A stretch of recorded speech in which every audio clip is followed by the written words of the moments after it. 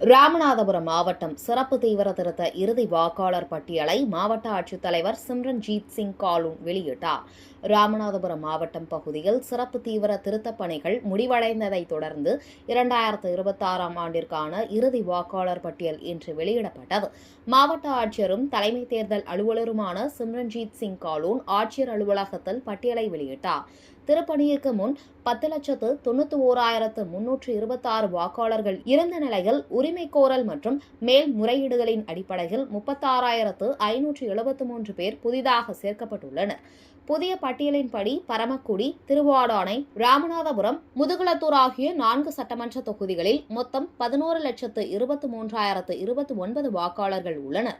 இதில் 5,56,321 ஆண்கள், 5,66,653 பெண்கள் மற்றும் 55 மூன்றாம் பாலினத்தினர் அடங்குவர். நிகழ்ச்சியில் அங்கீகரிக்கப்பட்ட அரசியல் கட்சி பிரதிநிதிகள் மற்றும் தேர்தல் அலுவலர்கள் பங்கேற்றனர்.